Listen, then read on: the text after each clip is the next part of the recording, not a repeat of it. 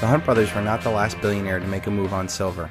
Warren Buffett bought 130 million ounces, or roughly one-fifth of the world's inventory at the time, in 1997. He held that position all the way until 2006. My question is, why is the richest man in the world, who's known for buy and hold and finding permanent value, be scared out of his position? The only comment I ever found disclosing what happened to this trade was Warren Buffett saying, "I bought it very early, I sold it very early. Other than that, it was perfect." Now, I have no proof of this, but I am willing to speculate that at the exact same time that Warren Buffett was forced out of his silver position, he was heavily involved with the AIG scandal with Hank Greenberg. Warren Buffett's General Re took the other side of a lot of shady AIG positions. The deals ended Hank Greenberg in 2005, and yet Warren Buffett escaped with only a $50 million slap on the wrist. Is it out of the realm of possibility to say that Warren Buffett was feeling the heat and offered the elitist insiders his stash of silver to get out of the kitchen? The timing and situation is way too coincidental. And all of this was before AIG stole $186 billion in the biggest bankster bailout ever. Sure. Tim Geithner was the president of the New York Federal Reserve Bank in the fall of 2008 when the Federal Reserve and the Treasury and the White House and the Congress decided to bail out AIG. Right. In the process of that bailing out of AIG, many documents were exchanged. If you went to the bank to borrow money, you'd have to fill out documents. One of the documents AIG filled out said, "We owe X dollars to Goldman Sachs, and we plan on paying them 100 cents on the dollar." According to Bloomberg, emails that came out yesterday say that lawyers for the Federal Reserve Bank said, "We were told to strike this from the form so that AIG would not reveal to the Treasury Department or to the public that this money was going to be paid to Goldman Sachs because that's a politically toxic issue." Goldman Sachs making a fortune, making 100 cents on the dollar with federal funds. Now, if you go to buy a $25 savings bond from the federal government and you falsify the document to acquire that bond, you can go to jail. That's right. If you borrow $185 billion from the government, like AIG did, and you falsify a document, even if the government told you to do so, the people involved can go to jail. According to Bloomberg, one of the people who told them to do so was the now Treasury Secretary Timothy Geithner. And coincidentally, at the exact same time that Warren Buffett supposedly sold his silver, Barclays started the SLV ETF with, guess what, 130 million ounces. I have to admit, I was quite excited when SLV came onto the market in 2006. I love the idea of buying physical silver with the ease of buying a stock. However, it did not take long for rumors to come out that there was not enough physical silver backing the shares and that JP Morgan and HSBC, the largest shorts in the silver market, were also the custodians of that SLV. I then saw SLV as a paper scam to siphon off investment demand out of the physical metal and into another paper Ponzi scheme. SLV in a few short years has increased its reserves to 16 times the original inventory at its inception. I have seen weeks when SLV added 523 tons in 1 week to its inventory, and the price of silver didn't move at all. That confirmed my suspicions. Since I have entered politics, I have chiefly had men's views confided to me privately. Some of the biggest men in the United States in the field of commerce and manufacture are afraid of somebody, are afraid of something. They know that there is a power somewhere so organized, so subtle, so watchful, so interlocked, so complete, so pervasive, that they better not speak above their breath when they speak in condemnation of it. President Woodrow Wilson, the president that signed into existence the Federal Reserve. There are more powerful people out there than even Warren Buffett. They are the men that own the world's central banks, and in turn, the world's governments, militaries, corporations, natural resources, and ultimately humanity. Give me the control of the credit of a nation, and I care not who makes the laws. Nathaniel Rothschild. Warren Buffett is now no more than a puppet of those that own and control the paradigm, namely the Rothschilds and the Rockefellers. In 2002, Warren Buffett and Arnold Schwarzenegger traveled to England to meet Jacob Rothschild, 1 year before Arnold became the governor of California. As a paradigm puppet, Warren is allowed to keep his wealth so long as he serves to keep the paradigm intact. Time and time again, he has come to the paradigm's rescue. He spoke words of confidence in 2008. He even bought part of Goldman Sachs. He perpetually toes the line on CNBC with Becky Quick about the value of Americans investing in stocks. He supports Barack Obama and the false left-right paradigm. He is a proponent of Obamacare. He says the wealthy are not paying enough, and yet does not offer to pay more, or better yet, expose the system that is rigged to keep us down and profit those that are in control. He is for collectivist ideas like a heavy progressive income tax, the abolition of all rights of inheritance, and the centralization of credit of the state. These are just 3 of the 10 planks of the Communist Manifesto. If you're wondering why supposed capitalists are for these things, it's because it is a concentration of power to the wealthy at the very top. He speaks against derivatives, and then invests in them.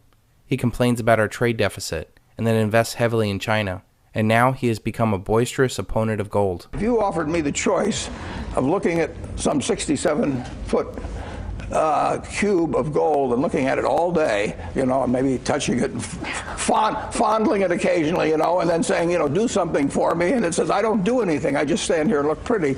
And the alternative to that was to have all the farmland in the country, everything, cotton, corn, soybeans, 7 Exxon Mobils, just think of that.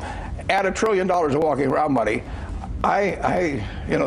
Maybe call me crazy. But not only am I going to call Warren crazy, I'm going to call him irrelevant and a hack. All of those things Warren owns, or says he would rather own than gold, only have value so long as the paper paradigm that he whores for functions. What good is all that farmland, 7 Exxon Mobils, and $1 trillion of Federal Reserve notes if we live in a world where Warren's bosses can create $16 trillion out of thin air, or simply regulate, tax, and even nationalize the companies and land? What good are any of those income-producing assets when we have the mathematically inevitable collapse of the world's first debt-based global reserve currency? What good are those income-producing assets when there is no economy because there is no currency? What good are those income-producing assets in a world full of war, riots, and death? Farmland and oil companies are income-producing asset, and gold is money, wealth protection, and insurance. They serve 2 completely different purposes in the investment world and act counter to each other when times are greedy or fearful. Warren Buffett could easily educate people on the 2 different purposes of these financial assets. Every 20 years or so, we go through shifts in perceived wealth. In the 40s and 50s, optimism propelled paper assets like blue chip stocks. In the 60s and 70s, fear caused tangible assets like oil, cattle, gold, and silver to outperform. In the 80s and 90s, paper assets like stocks were once again the place to be. Since 2000, tangible assets have been soaring while paper assets flounder. Unfortunately for Warren Buffett and the rest of the population addicted to paper assets, we still have another decade to go. And at the end, this will coincide with the mathematically inevitable collapse of the dollar, the demise of the U.S. as a global superpower, the fading age of the baby boomers, and most likely another world war. How will those paper assets handle that when there's no more high-frequency trading, banker bailouts, media propaganda, and the overall revulsion of those in power that either did nothing to prevent the collapse or at worst gutted the country so they could tack on another billion to the bottom line? Warren Buffett is irrelevant. What made Warren Buffett a great investor in the past was his ability to see value in stocks and ride the secular bull market that pushed his wealth to untold heights. But now he has so much invested in that paradigm he can't get out of it, so he's forced to defend it. Warren Buffett is irrelevant because that pretty brick of gold that does nothing has smoked this financial genius over the past decade, and yet he still has the gall to attack it. Since 2001, the average CNBC viewer is at best break-even if they invested in the Dow in nominal terms.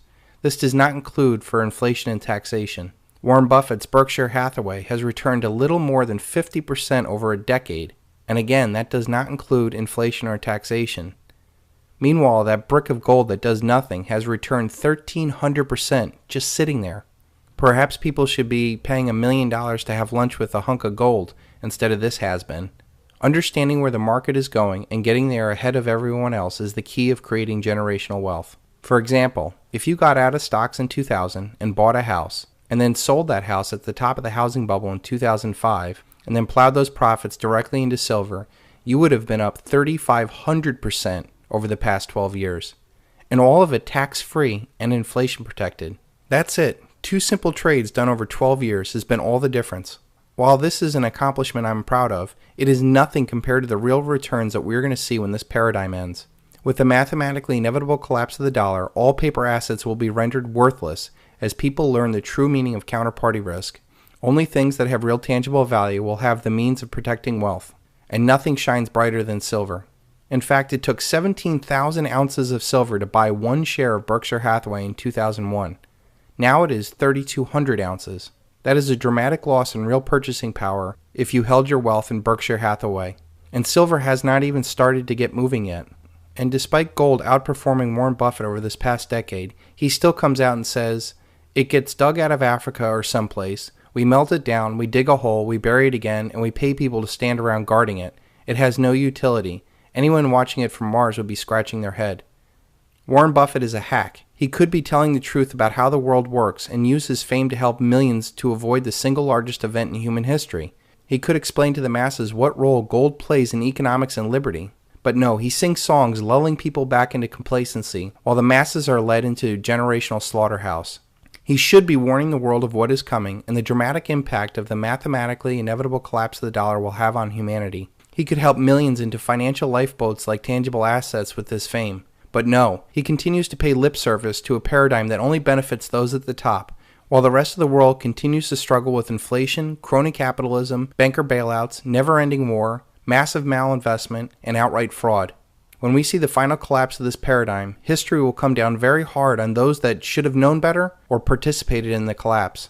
Now you may think that I'm being hard on the old man, but I know he knows better. How do I know this? Look at the writings of his father, Congressman Howard Buffett. I will not take time to review the history of paper money experiments. So far as I can discover, paper money systems have always wound up with collapse and economic chaos. One of the first moves by Lenin, Mussolini, and Hitler was to outlaw individual ownership of gold. You begin to sense that there may be some connection between money, redeemable in gold, and a rare prize known as human liberty. I warn you that politicians of both parties will oppose the restoration of gold, although they may outwardly seemingly favor it, unless you are willing to surrender your children, your country to galloping inflation, war, and slavery, then this cause demands your support. For if human liberty is to survive in America, we must win the battle to restore honest money. There is no more important challenge facing us than that issue, the restoration of your freedom to secure gold in exchange for the fruits of your labor. In the end, Warren Buffett is a high-paid hack. He is simply bought and paid for like all the other major players in economics, politics, media, academia, military, and medicine. They are all either actively or passively supporting a paradigm and selling the illusion that gives them incredible power.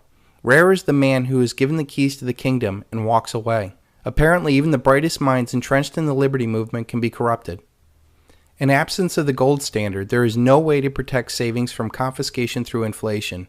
There is no safe store of value. For if there were, the government would have to make its holding illegal, as it has done in the case of gold. If everyone decided, for example, to convert their entire bank deposits to silver or copper or any other good, and thereafter declined to accept checks as payment for goods, bank deposits would lose their purchasing power, and the government-created bank credit would be worthless as a claim on those goods. The financial policy of the welfare state requires that there be no way for owners of wealth to protect themselves.